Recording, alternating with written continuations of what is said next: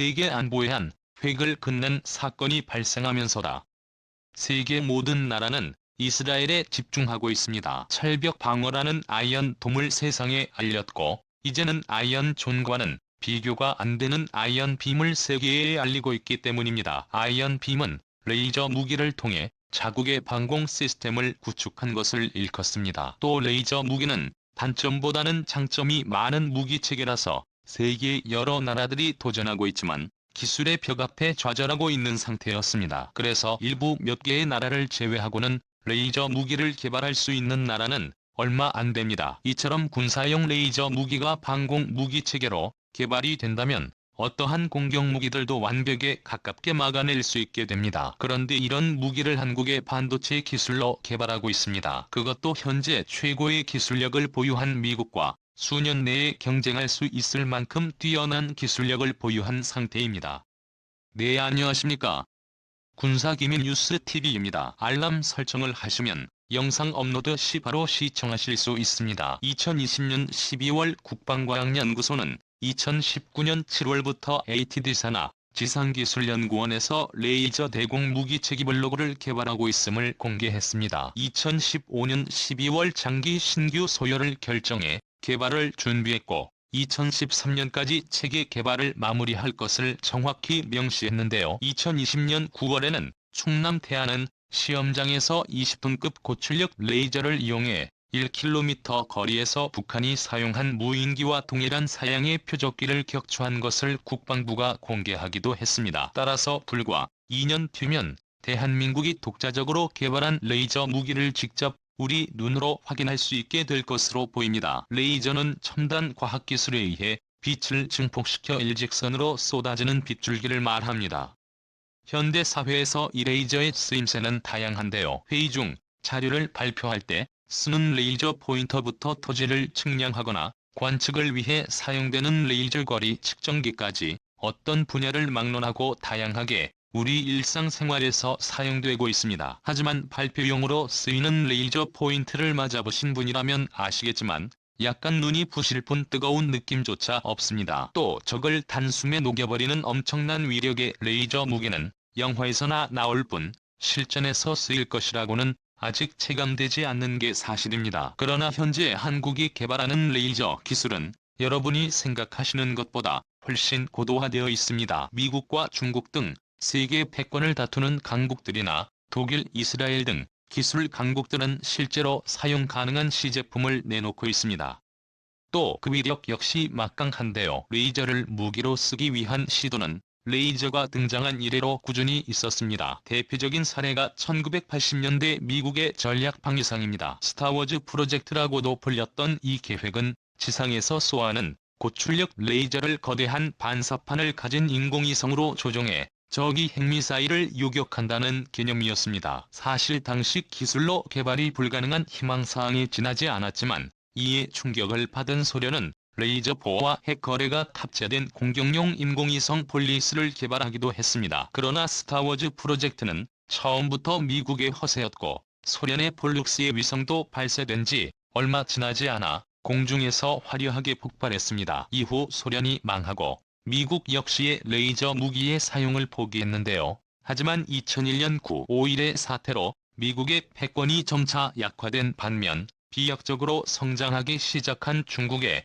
미국의 패권의 도전장을 내밀어 미국은 다시 레이저 무기를 개발하기 시작합니다. 미국은 1990년대 중반부터 적성 국가의 미사일 전력을 무력화하기 위해 수송기에 고출력 레이저를 탑재해 핵탄두를 요격하겠다는 항공기 탑재에 대해 사업을 진행하고 있었는데요. 일본넷을 통해 MD 체계를 한 단계 끌어올려 압도적인 전력 우위를 유지하겠다는 것이었습니다. 그러나 수메가와트에 달하는 고출력 레이저를 수초간 발사해 적미사일을 파괴하겠다는 야심찬 프로젝트는 16년 동안 50억 달러의 예산을 사용했음에도 처참히 실패하고 말았습니다. 시제품의 유효 사거리인 300km는 적의 방공망 안쪽인데 크고 느린 수송기가 살아남기 힘들었기 때문이었습니다. 하지만 이를 계기로 미국의 레이저 무기 연구는 더욱 박차를 가하기 시작했는데요. 사업이 실패한 원인이 레이저 때문이 아니라 레이저를 탑재하는 플랫폼이었으니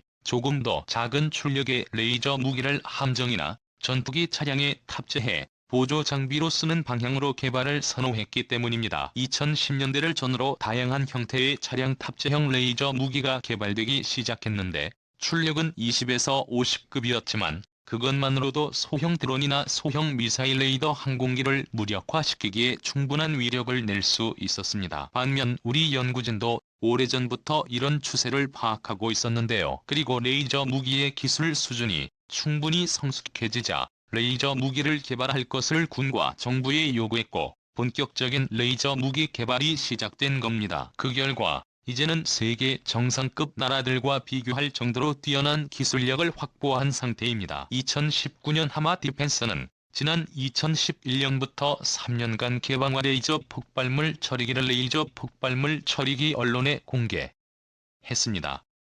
1. 53급 레이저를 이용해 지뢰나 급조 폭발물 사제폭탄 등을 300m 떨어진 거리에서 안전하게 해체할 수 있는 장비입니다. 이 노하우를 바탕으로 방위사업청 주관 레이저 대공국이 체계 개발 사업을 수주했습니다. 한국형 스타워즈 기술로 알려진 레이저 대공무기는 황섬 위에서 생성된 광원 레이저로 드론 등 소형 무인기와 멀티콥터 등에 타격해 무력화할 수 있는 기술입니다. 레이저 대공무기 체기블록으로 알려진 이 사업이 성공적으로 완료되면 우리 한국은 막강한 방어 전투력을 확보하게 되는 것입니다. 2018년 10월 미국의 방산업체 레이시오는 자신들이 개발한 레이저 무기 체계를 공개했습니다. 이분간의 짧은 영상에는 미군이 주둔하고 있는 군사기지로 사제 폭탄을 장비한 대규모 군지 드론의 기습과 북한 등이 운영하는 방사포 공격이 가해졌는데 중형 전술 차량에 탑재된 레이저 무기가 기지로 쏟아지는 공격을 순식간에 방어해야 합니다. 이 레이저포는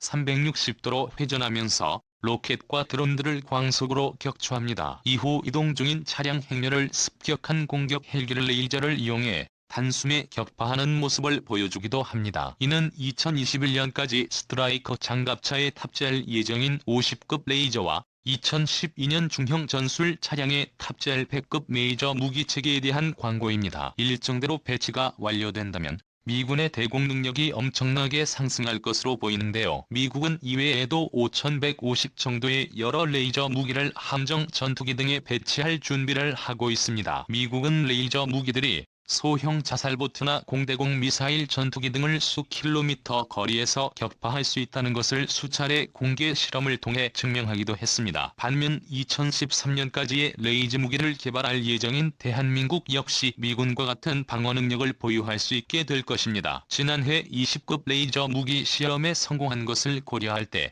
2013년 우리 군이 보유하게 될 레이저 무기의 위력은 미국의 배치를 준비 중인 50에서 100선에 도달할 수 있을 것으로 전문가들은 예상하고 있습니다. 2019년 KID에는 레이저 무기의 개발을 위해 대한민국이 넘어야 할 과제들에 대한 간략한 보고서를 국방일보와 홈페이지를 통해 대중에 공개했습니다. 해당 보고서에는 소형 무인기의 중형 무인기의 무장 무인기 아래엔 순항 미사일 항공기 탄도미사일 위성 등을 파괴할 수 있는 것으로 전했습니다. 5에서 60회 출력으로는 소형 무인기 정도를 격추할 수 있으며 100급의 레이저 무기는 아래인 무장 무인기에 대전차 미사일을 수초 안에 요격시킬 수 있는 것으로 전망하고 있습니다. 또 장기적으로는 공격 헬기 순항 미사일을 요격하기 위한 300톤급 레이저도 계획하고 있습니다. 현재 직접 타격을 통해 상대를 격파할 수 있는 수준의 레이저 무기를 만들 수 있는 나라는 미국, 중국, 독일, 영국, 이스라엘, 대한민국 등 6개국에 불과합니다. 러시아의 레이저 무기 체계는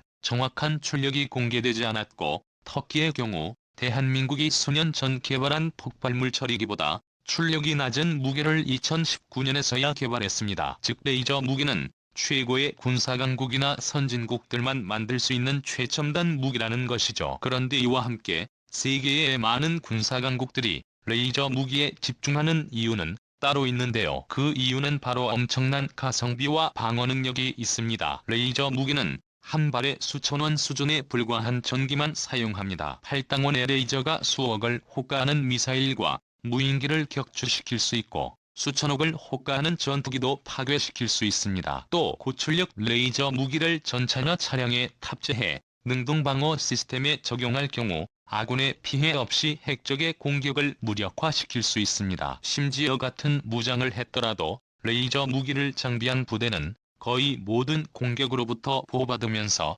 상대를 압살할 수 있습니다. 만약 레이저 무기가 전면 배치된다면 한국에서 일어나는 모든 전쟁은 한국에 확실한 우위를 점할 수 있게 됩니다. 그만큼 레이저 무기는 전쟁의 판도를 바꿀 만큼 강력한 힘을 갖고 있습니다. 이와 별개로 지상에 설치할 수 있는 고정형 초고출력 레이저를 개발해 KA에 통합한다면 북한의 방사포와 미사일 역시 완벽히 막아낼 수 있습니다. 이는 세계 최고의 방공망을 자랑하는 이스라엘 역시 아이언돔의 요격 무기를 레이저로 대체해 배치를 준비 중인 모습을 보면 얼마나 레이저 무기가 미래 전장의 대세로 부각되는지 알 수 있습니다. 아이언돔 후속인 아이언빔은 발당 5만 달러에 달하던 요격 비용을 회당 수천 원으로 절감했으며 7km 이내에서라면 미사일과 비교할 수 없을 정도의 정확성을 보여줄 것으로 기대되고 있습니다. 레이저 무기의 추가적인 개발과 개량이 이루어지는 2030에서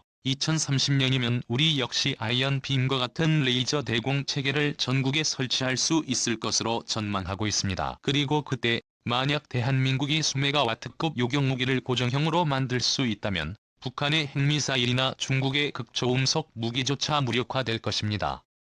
하지만 넘어야 할 산도 아직 남아 있습니다. 레이저는 빛의 특성상 습도가 높은 날이나 온도차가 극심한 환경 장애물이 많은 환경에서는 위력이 급감하며 레이저 무기를 장착하기 위해서는 대용량 배터리와 높은 출력을 만들어낼 수 있는 엔진 같은 추진체 개가 필요합니다. 하지만 이는 미국이나 중국 역시 겪고 있는 상황입니다. 과거 한국은 미국이 개발한 무기를 따라하기 급급했던 시절이 있었습니다. 하지만 지금 우리의 기술력은 그들과 어깨를 나란히 할 만큼 성장했습니다. 짧은 방산무기 역사를 고려한다면 이는 가히 기적이라고 할 수 있습니다.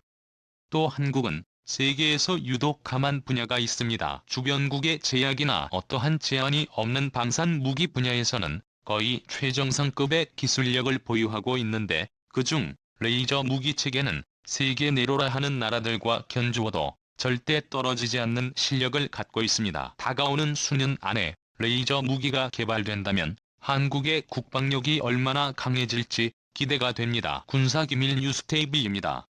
다음 영상에서 만나요. 시청해주셔서 감사합니다.